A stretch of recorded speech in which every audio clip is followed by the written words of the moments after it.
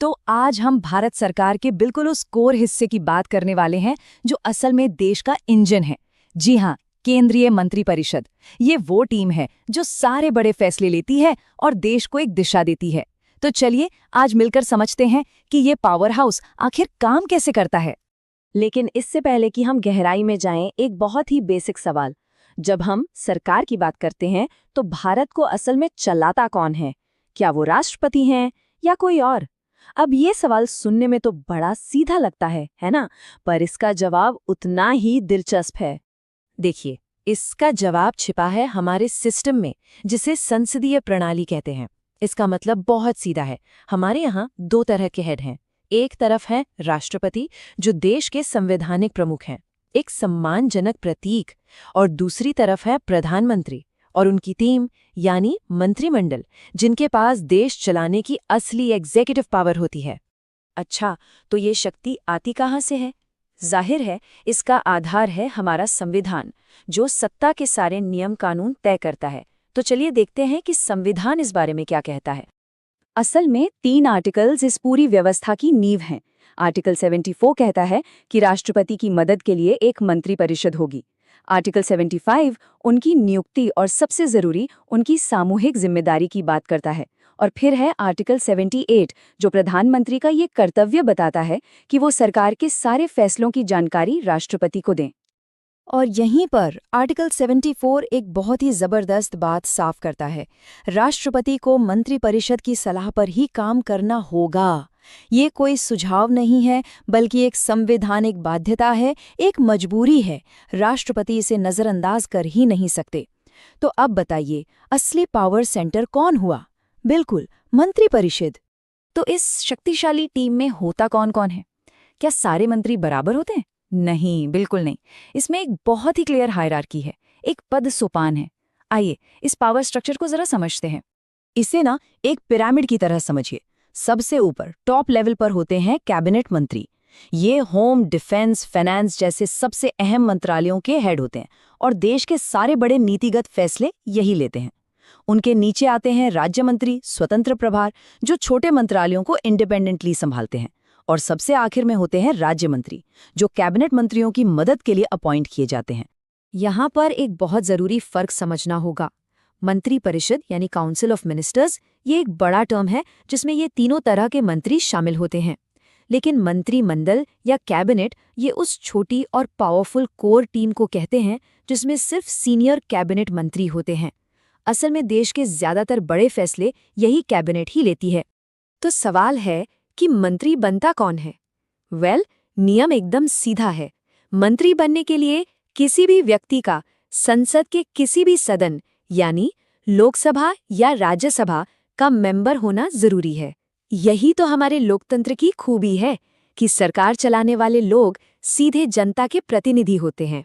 लेकिन इसमें एक बड़ा ही दिलचस्प नियम भी है।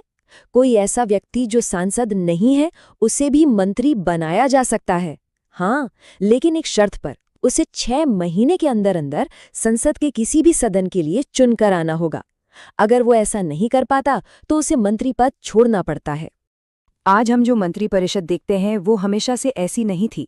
इसकी नींव तो 1861 में लॉर्ड कैनिंग की पोर्टफोलियो प्रणाली से पड़ी थी। फिर 1935 के एक्ट ने इसे और मजबूत किया।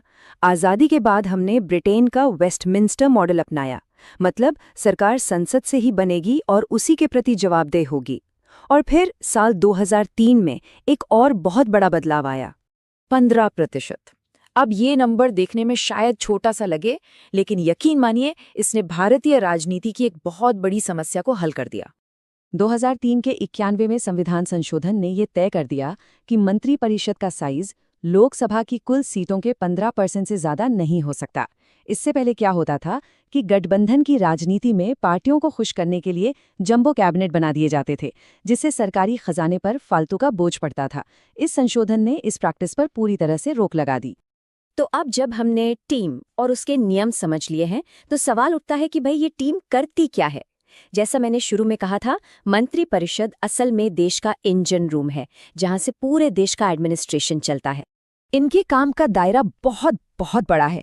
देश की नेशनल और फॉरेन पॉलिसी बनाना, संसद में कानून यानी बिल पेश करके पास करवाना, देश का सालाना बजट तैयार करना, मंत्रालयों के जरिए योजनाओं को जमीन पर उतारना, राज्यपालों और जजों जैसी बड़ी बड़ी नियुक्तियों पर राष्ट्रपति को सलाह देना और यहाँ तक कि देश में इमरजेंसी लगाने की सिफारिश करना भी इन्हीं के हाथ में है। लेकिन इतनी शक्ति के साथ एक बहुत बड़ा नियम भी आता है। इसे कहते हैं सामूहिक जिम्मेदारी का सिद्धांत। ये संसदीय प्रणाली की आत्मा है, इसका कोर है, मतलब सब एक के लिए और एक सबके लिए। और इस सिद्धांत को एक कहावत सबसे अच्छे से बताती है, सभी मंत्री एक साथ तैरते हैं और एक साथ डूबते हैं। इसका मतलब क्या है?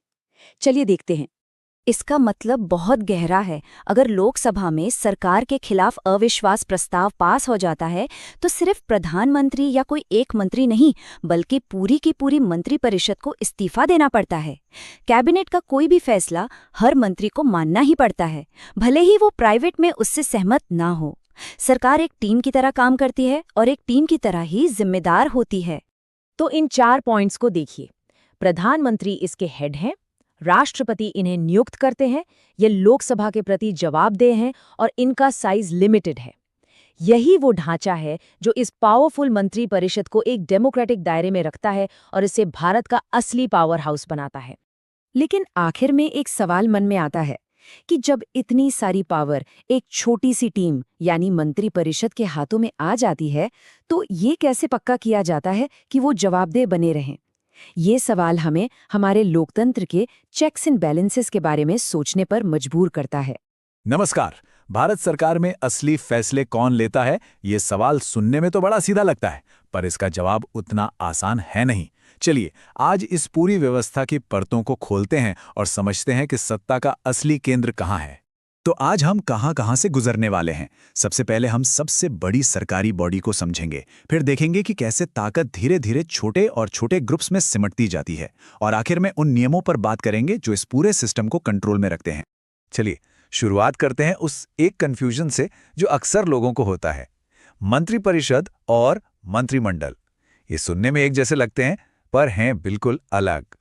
देखिए, ये सिर्फ शब्दों का हेरफेर नहीं है। इन दोनों के बीच का जो फर्क है वही ये तय करता है कि देश के बड़े फैसले असल में कैसे और किसके द्वारा लिए जाते हैं। तो ये देखिए, स्क्रीन पर सत्ता के 2 चेहरे साफ दिख रहे हैं। एक तरफ है मंत्रिपरिषद यानी काउंसिल ऑफ मिनिस्टर्स, एक भारी भरकम टीम, करीब 60 से 80 मंत्री, जो कागजों पर तो पूरी सरकार है। और फिर दूसरी तरफ है मंत्रिमंडल यानी कैबिनेट, बस 15 से 20 सीनियर लोगों का एक छोटा सा पावरफुल ग्रुप। यही वो लोग हैं जो असल में देश चला रहे हैं। तो एक हुआ डी जूर यानी कानूनी तौर पर, और दूसरा हुआ डी फैक्टो मतलब असलियत में पावर सेंटर। अब ये तो हुई औपचारिक बात। सत्ता का जो असली खेल है वो तो और भी छोटे दायरे में होता है। चलिए जरा और करीब से देखते हैं। तो सत्ता के इस पिरामिड का सबसे बाहरी और सबसे बड़ा घेरा है मंत्रिपरिषद। संविधान में इसी का जिक्र है। ये सरकार का वो आधिकारिक चेहरा है जो राष्ट्रपति को सलाह देता है। अब इस बड़े घेरे के एक कदम अंदर चलिए, यहां मिलती है कैबिनेट। ये मंत्रिपरिषद की ही कोर टीम है, वो इंजन जो पूरी गाड़ी को चलाता है। सारे बड़े फैसले, सारी नीतियां, लगभग सब कुछ यहीं तय होता है।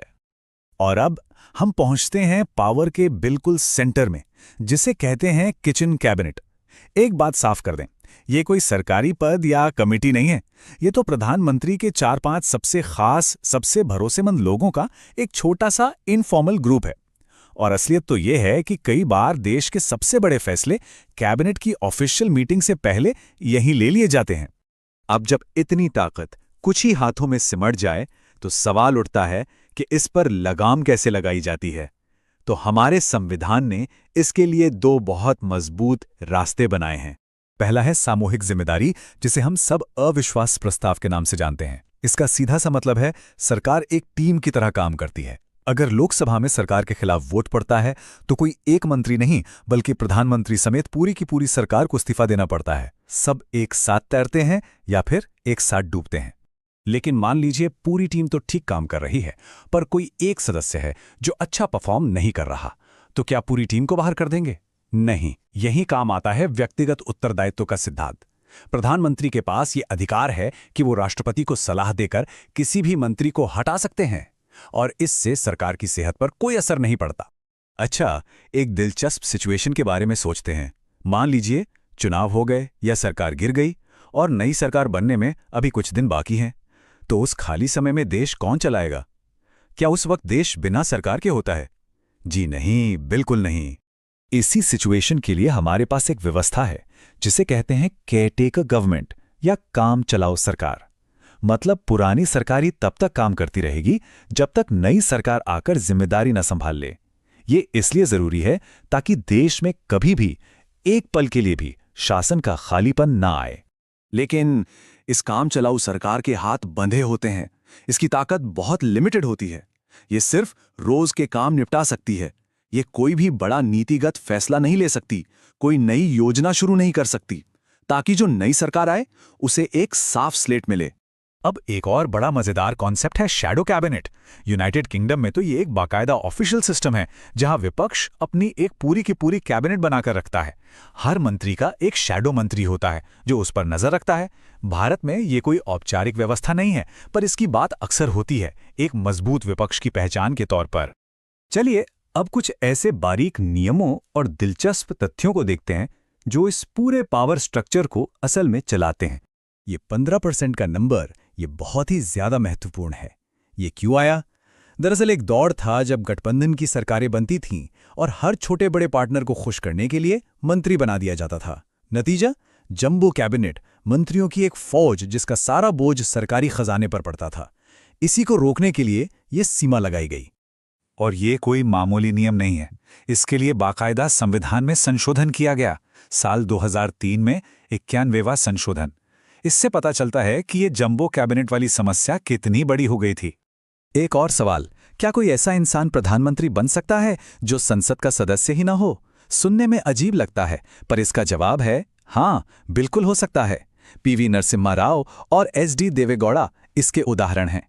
शर्त बस इतनी सी है कि प्रधानमंत्री बनने के 6 महीने के अंदर अंदर उन्हें संसद के किसी भी सदन, लोकसभा या राज्यसभा का सदस्य बनना होता है। और जाते जाते कुछ और मजेदार बातें, जैसे केंद्र सरकार में कम से कम कितने मंत्री होंगे इसकी कोई संख्या तय नहीं है, पर राज्यों में कम से कम 12 मंत्री होने जरूरी हैं। और एक बात जो भारत और ब्रिटेन के सिस्टम को अलग करती है, ब्रिटेन में हर सरकारी आदेश पर संबंधित मंत्री को भी साइन करना पड़ता है, जिससे उसकी सीधी कानूनी जिम्मेदारी बनती है। भारत में ऐसा नहीं है। तो ये सब जानने के बाद हम वापस उसी बड़े सवाल पर आते हैं, असली ताकत कहाँ है? क्या संविधान की किताबों में लिखे नियमों में, या फिर उस इनर सर्कल के अनौपचारिक भरोसे के रिश्तों में जो बंद दरवाजों के पीछे बनते हैं? यही वो सवाल है जो हमारे लोकतंत्र की असलियत को दिखाता है।